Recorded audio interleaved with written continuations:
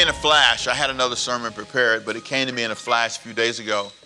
A verse, and it's James chapter 1, verse 4. Let perseverance finish its work, so that you may be mature and complete, not lacking anything. Let perseverance, those precious moments in your life when you are pressured, let that pressure happen, it's saying. Because when it happens, it makes you mature, helps you grow up. I'll read more of this in a minute, but I like James because he was the first book I taught on television, as a matter of fact. James chapter 1, it's the same text, as a matter of fact. First time I ever was on television, and my wife was asking me, what are you going to do? I said, I'm going to fake it till I make it, because nobody knows I haven't been on before. So I just got on and said, welcome to the Word Alive broadcast. Glad you're with me today. And I just started talking. It was great.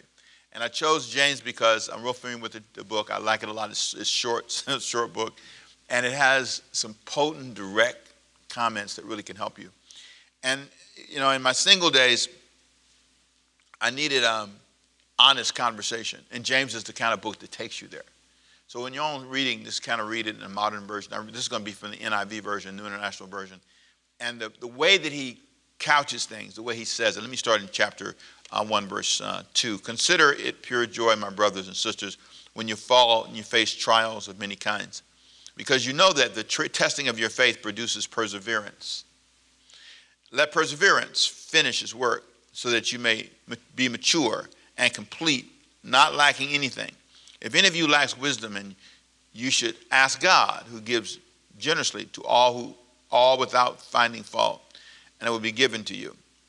When you ask, you must believe and not doubt, because the one who doubts is like a wave of the sea, blown and tossed by the wind. That person should not expect to receive anything from the Lord. Such a person is double-minded and unstable in all that they do. Now, I find these 8 verses to be interesting because of the focus on attitude. He's saying you really need to be really appreciative that you have tough times that cause you to persevere. In the Greek, the word basically means to be under pressure, basically, to abide under. And it has a simple but yet profound message. This is good for you. Come on, say, this is good for me. Sometimes pressure is good for you. Scientifically, it's proven that pressure can help you grow, help you change. Sometimes the biggest changes you make is because you are under pressure. It forces you to rethink your position, rethink your approach to a business or life or relationship, your health, all of it, the pressure. And there are moments when it's what you need to mature. It's the process. So I'm going to talk about 2 things, the process of perseverance and the process of maturity. Both of them are important. So here are 2 questions I want you to just think about for a minute. How tough are you under pressure? When pressure comes in your life, how tough are you? Secondly, how well have you matured or developed? Now, what's really hard sometimes is to, I guess, be honest and say, I have not developed the way I should have developed. I'm too touchy. I hold grudges. I feel sorry for myself all the time. I'm always complaining about something. I don't know how emotionally intelligent you are. I love that term. I didn't really run into that until my master's degree, and I'm just saying the truth. It was way late in my education, and I really was enthralled by it. I thought, what in the world is that?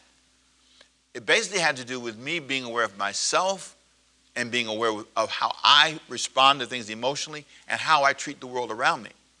My level of maturity affects that. How I treat myself and how I treat others. Come on, say it with me. How I treat myself and how I treat others. Because my maturity, and maybe a better word than treat would be view. How I view myself. How I view others. Sometimes you're mad with other people, and it's only because you're immature. That's the only reason you're mad. It has nothing to do with them. It's totally you. And sometimes you have to own that. I'm so upset, I'm so angry because they didn't speak to me, as if that's their responsibility. Everybody doesn't have to speak to you. Everybody doesn't have to even like you. I mean, they can really not like you. It's okay. I told you don't read the book I'm reading. It's called Let Them by Mel Robbins. I told you don't read it, but it's an interesting book. Okay. She said, I love this part. She said, give people permission to have a bad thought about you. It's okay. You don't like my preaching? Sometimes I don't like it either. So you don't like the way I look? Okay, maybe I don't like the way you look. One of the comments I made to a person, probably was a little bit flippant. They came to me and he said, hey, you look better on TV. I said, you do too. You do too. Come on me like that. I don't know you. What'd you say to me? Tell me about myself. Don't do it. I might tell you about yourself. You know, I mean, I don't know how you take that. I'm sorry. But I think it's immature for you to come up to me and say that. I don't think that you've thought that through. And sometimes you need somebody to help you see that's not the way to approach people. And there are moments when you just have to ask yourself. You know, I love this other lead, and this is off topic a little bit. Pastor, what are you doing? What are you doing today? That means you want to do something. Let's start with that. Now, what am I doing today? Here's another one. Do you have any money? Why would you ask me that question? You know, there are moments where people lead with things that say, I haven't thought about this. I'm in an immature place and don't know it. You go to somebody and you demand that they spend something, buy something, that they come see you, that they call you. Here's another one. This is good for me. That they call me back. Call me back? That's nice, but you're not obligated to.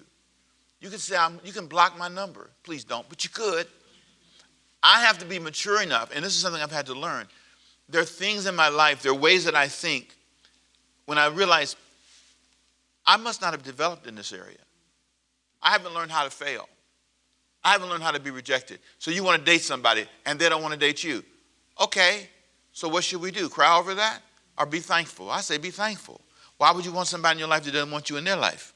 Can I get an amen, somebody, right? And as a person grows, you develop and you mature. You're wailing over a relationship that didn't work. You're wailing over a job that you didn't. Why would you want to be there? Amen. They don't love you. They don't care. It's not that they don't love you. Maybe it's not. That's not fair. See, that's not even fair. You don't fit what they want. And that's okay. That's okay. It's okay to not like something or like the way someone spoke to you or whatever. And there are moments in this sermon when these processes will be helpful to you. So what I want to do is start with what I call process pressures I faced in my single years as a single person. And I went back in my mind, and here's some things that I faced. The pressure, first of all, to always be in a relationship. That was one of my pressures. I felt like that I was defined by that I had to always be in a relationship. That it was, you got to find, if you don't have somebody, you got to find somebody. You got to go on the hunt. You got to always, that was top of mind. And I was taught that. I was taught that you were defined by who you dated and who you're with. I remember this friend, I tell a story, we were playing basketball in the gym, and I used to go to the gym every Sunday, all the time. I didn't go to church, and it's coming up as a kid. And we played basketball every day, all day, as much as we could. And one of my friends, he had a beautiful girlfriend. She was a cheerleader, and she was in high school. Man, she was just, I was in middle school, but he was in high school. But I used to go to the high school gym to play with, with the good players, the guys could really play. And so I remember they were in the middle of the game. I was on the sidelines watching him, and he was the first guy I ever saw do the dribble between the legs. First time I ever saw a guy do that, and then back up and shoot. Oh, it was powerful. I thought, oh, what was that? That was some shot. I'd never seen the move before. It's new, right? So he did this move, and then he paused the game. Now, we got a full court game, right? He pauses the game. Hold on, guys. Hold on. Goes to the sideline and kisses his girl. I said, oh, now that's what I'm talking about. Right there in the middle of the game, the brothers, I got to do that when I got to do that when I grow up. Because it was something about not just his ability to play the game, he was in a relationship. A relationship. Now, fast forward, it looked one way, but it was another. If I could just tell the other side of that dark story. In reality, that same young lady that he kissed was a young lady that I saw maybe 6 months down the road or maybe a year down the road. And she came by, and she was at his house. We lived across from each other in this fourplex. And I walked in his house, and I won't say their names, but I remember I walked in the house, and I saw her, and she's beautiful. I thought, oh, my God, this is his girlfriend. I get to see her up close, right? And so somehow I started talking about Jesus to them. I was saved, and I was sharing something, and she asked them for my number, and she called me. And she asked me, she said, I've never heard anybody talk about God like you did today. I mean, I'm a teenager, right? And so we talked a little bit. The next time I heard, she killed herself. True story. And she left a note and said, I was sad. So I took the pills. And in that moment, I remember her name. I won't say it. I remember her name. I remember the story. And I remember thinking to myself, what I saw on the basketball court that day was not all there was to see. Sometimes I need more than a relationship.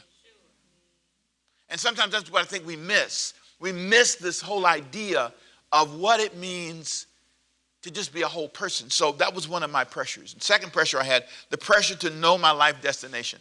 The pressure to know where I'm supposed to be. Somehow I'm supposed to know what career I'm in, how I'm going to make money, and how I'm going to put it all together. There's a lot of pressure to know your life destination. A lot of college students go through this.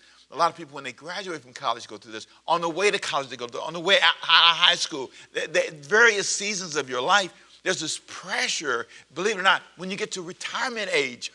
God, it's amazing. You're 66 and you go, what am I going to do when I'm not the pastor? What am I going to do? Well, hopefully you won't get caught up in that immature zone and just live under this pressure. It's okay not to know. Come on, say it. Come on. It's okay not to know. It's okay not to know. It's just not okay not to live. See, it's okay not to know everything. Thirdly, I had the pressure to achieve my goals quickly when I was single. I felt like I got to get there like really fast. Like, some of you, oh God, I'm slow. I'm behind. I got to catch up. And you live under this pressure. You should have been rich by now. Some of you really thought that you'd be rich and you're not. Look at your checkbook. You're not there. And there's this pressure to feel as if I should have been married, or I should have had kids, or I should have. And you live with this constant pressure. Fourthly, I had the pressure to get from under the pressure. So I had the pressure to get there quickly. Then when I was under the pressure, I had the pressure to get from under the pressure. So I'm getting a double whammo. You know what I mean? It's like, okay, I shouldn't be like this. Okay, I gotta get free. And if you're in church, where they teach you to pretend you're okay a lot of times, and you have these little catchphrases, how are you? I'm blessed. No, you're not. You feel awful. You feel defeated. And so there's that pressure. And then there's the pressure and I guess I could add to that, the pressure to pretend, to act, to perform. And then number 5, the pressure to quickly resolve all my failures. I mean, all my sins should be like, if I've got a weakness, I should get over it right now. If you're smoking, or let's say smoking is your thing and you know it's not good for you, you're struggling because you're drinking too much. You know those things in your life. And there's pressure, and you just live under that constant pressure. And I don't know, when I faced all those things throughout my life as a single person, I didn't always know how to respond to it. But I realized that I couldn't rush the process. Remember, the topic of the message is you don't want to rush God. It's a mistake. I need to work through those, and it may take 6 months through each one. I may take a year. I may take 2 years, but I can't rush the process. For me, I have to come to God and say, okay, God, whatever it takes.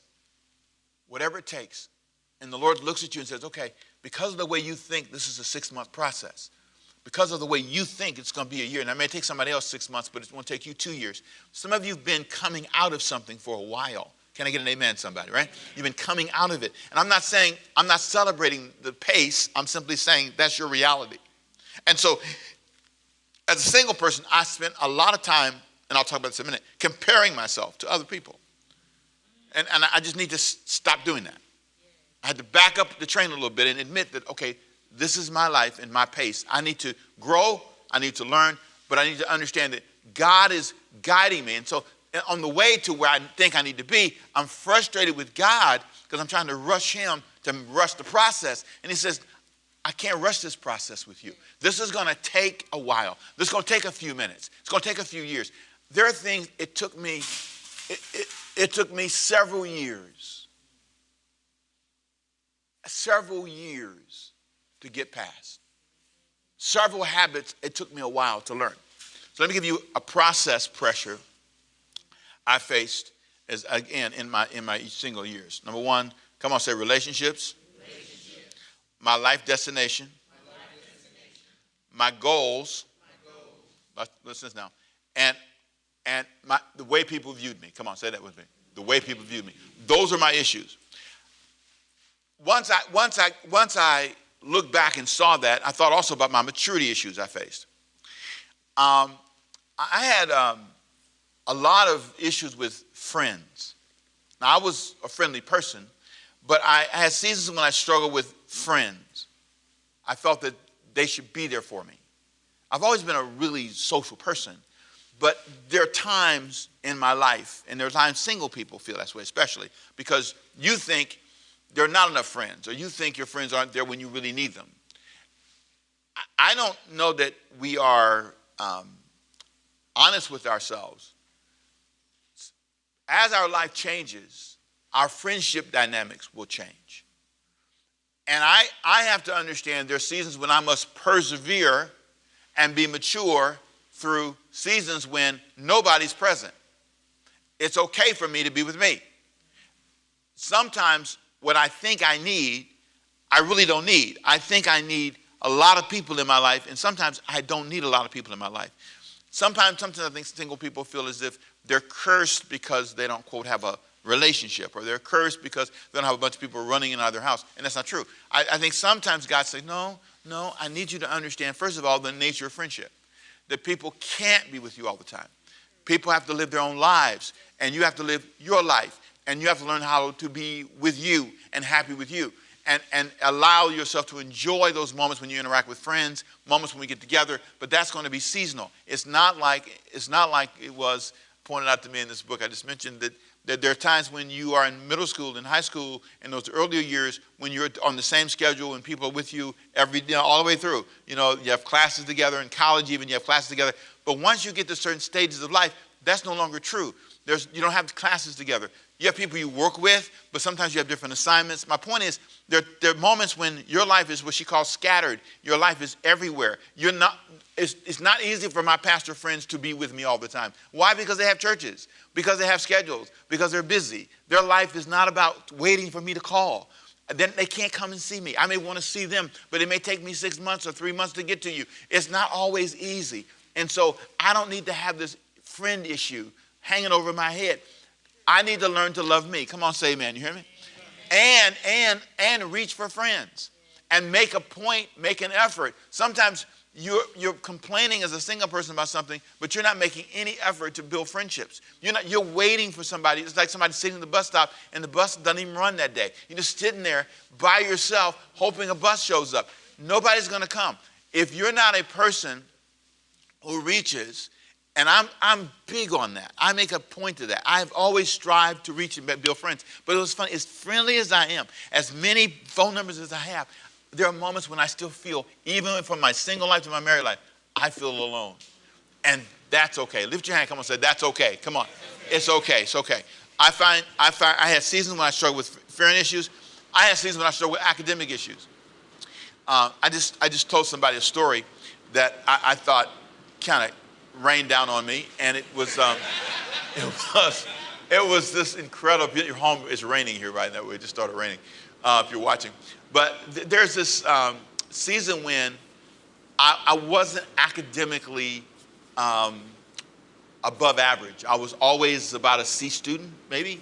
I remember one time I spoke at a college, my alma mater, as a matter of fact, and one of my professors was sitting on the stage, and she said something I overheard her say. And she didn't know I heard her, but I spoke and I sat down next to her, and she said, "My God, it's amazing what a C student can do." And I thought, "What'd you say?" She said, "Nothing." She would never say it. But I remember feeling like I wasn't academically sharp. My problem wasn't that I wasn't sharp. My problem was I wasn't disciplined. I'll talk about that in a minute. There are certain things, and then there are just certain things I could only learn at that level. But there were guys who made A's. They used to grade us on a curve in some classes where, the highest grade was the A, and then they count down from there. And so there were guys who would hang that curve at 99 and 98. I used to hate those guys. And they'd always hang it up really high. Anybody know about grading on a curve? You understand that? Right? It's whoever was the highest grade. If it was a 70, that was the A. And then they counted down from there. But anyway, there were guys who would hang that curve up there. And I'm telling you the truth, they're all great guys. But none of them achieved certain levels of success.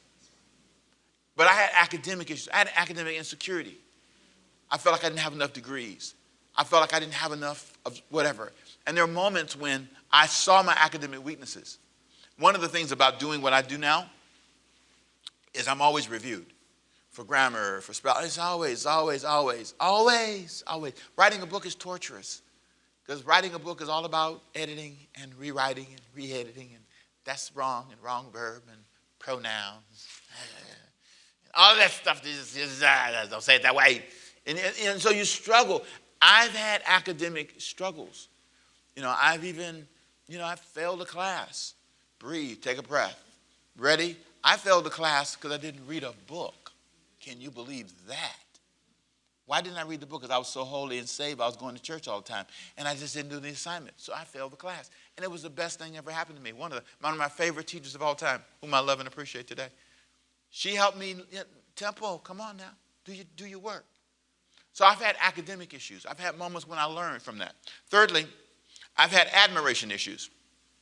When I admired what somebody else had more than me, especially in my single years, I struggled with this whole idea of admiring people. Admiring people. Always focused on what they have and what I didn't have, comparing myself. We did it all the time. And then I had what I call staying focused issues. I struggled staying on task. One of the great areas to see this is in physical fitness and exercise. I'm pretty consistent overall, but I'm not I'm still working on it. There's this tendency to just be kind of in it, but not all the way in it. And if you're not careful, in your life as a single person, you won't stay focused. Focused. This is my priority.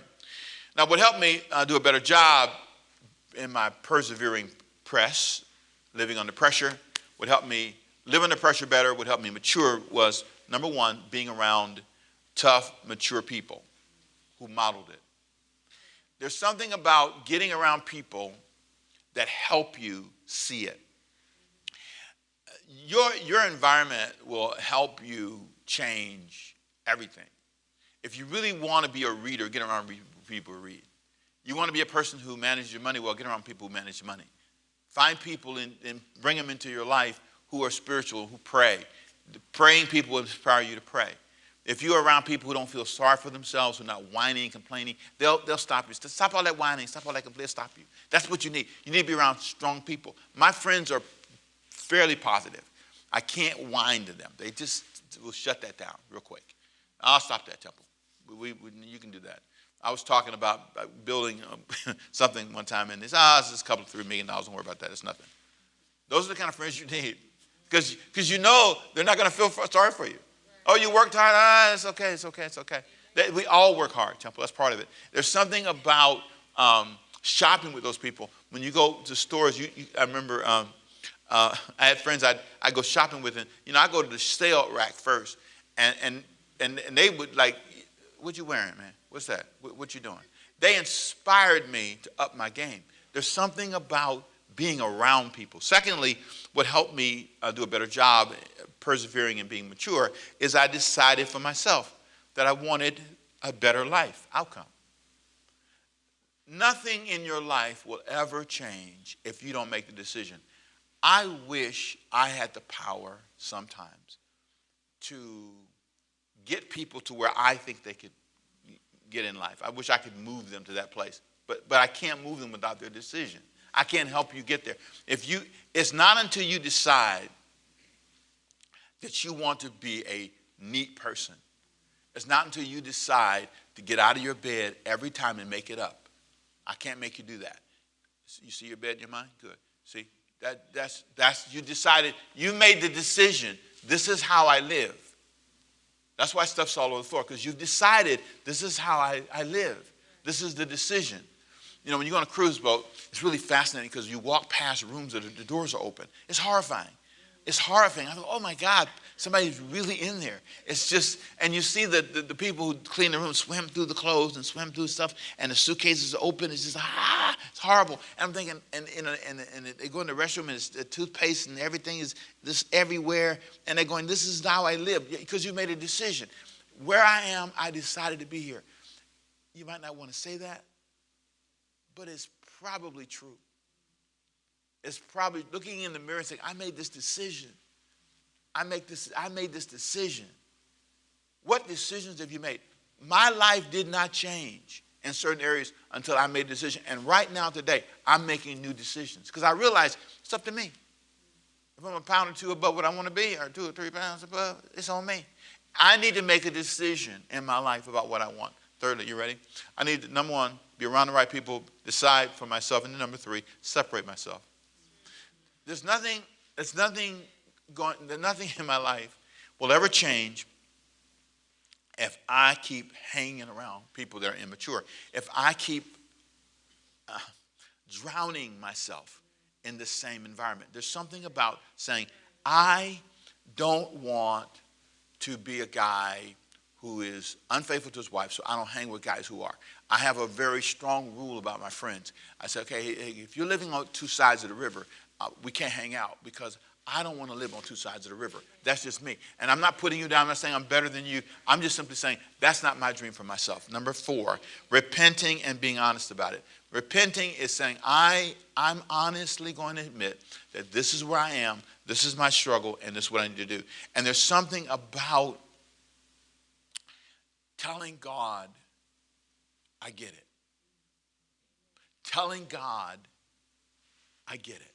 You're right, Father. I have been going in the wrong direction. Now, if I go back and I'm really honest, I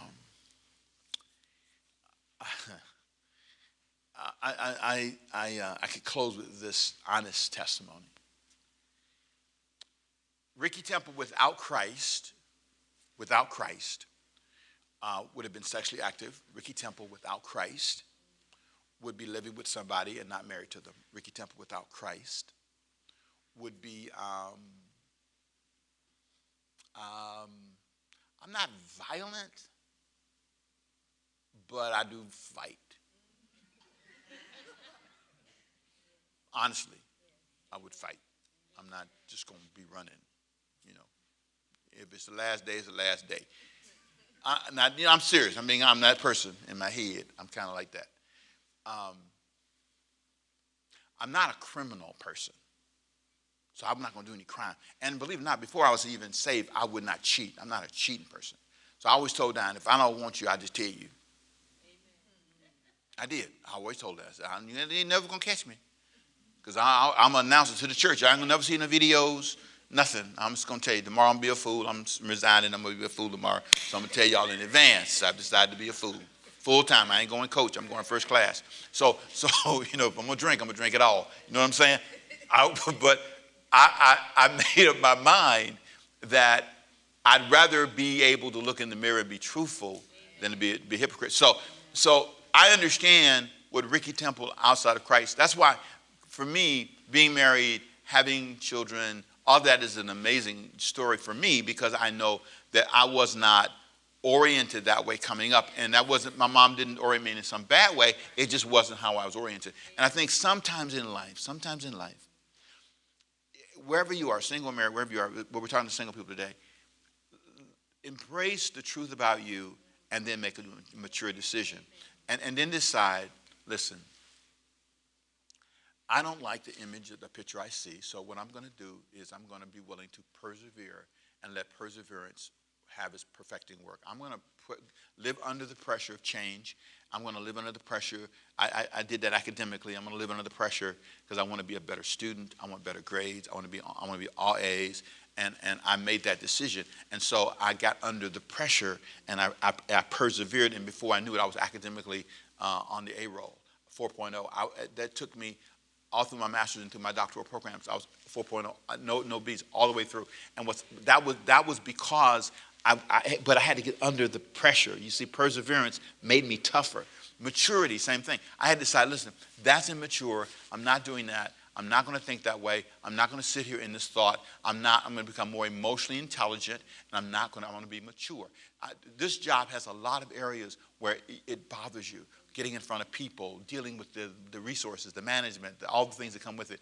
And you just have to decide, okay, listen, this is where I am in my life. Let me be mature here. Let me not be a whiny, wimpy person. And if you're not careful in your life, and I want to say this lovingly as I close, and a single person is tempted to feel as if you're somehow less than and not as far along as Jesus was single, Paul was single.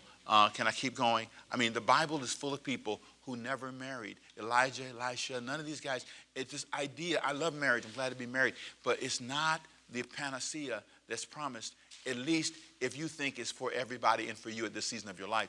I believe very strongly that God calls me to where I am. And where I am, I need to embrace and put my arms around it.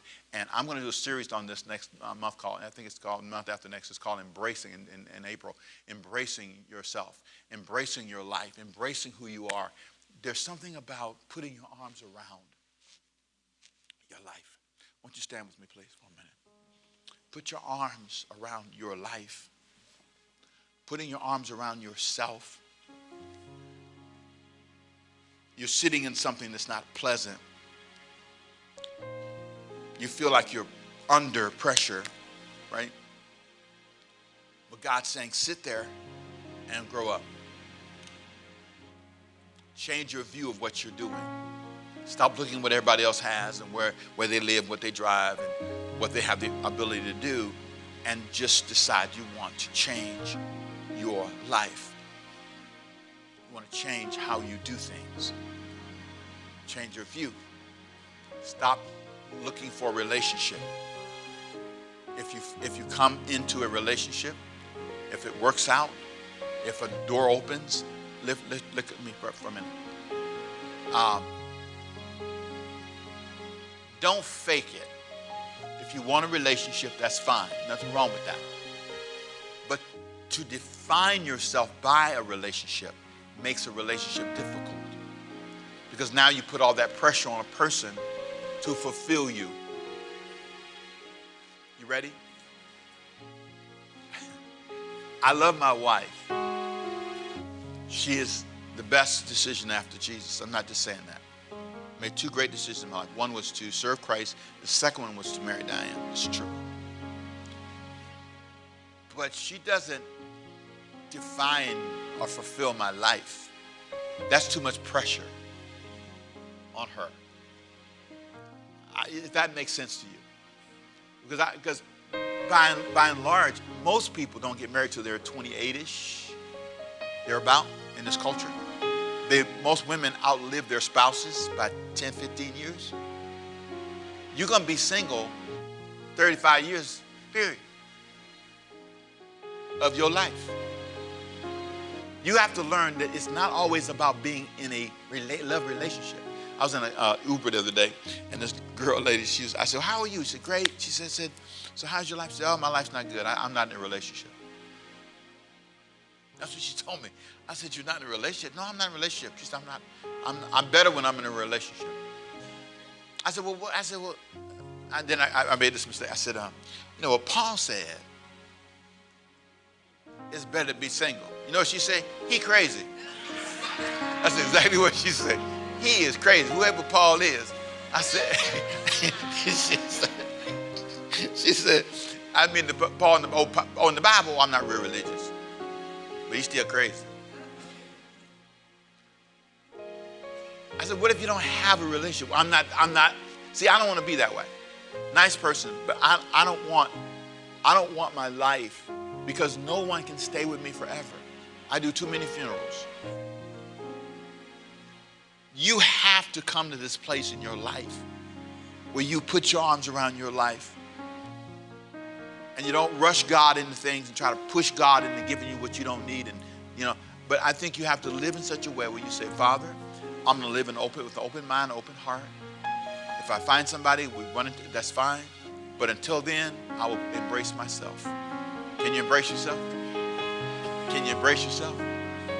Father, we leave today believing that you have spoken our hearts and our minds. We're not going to rush you into something. That's not wise.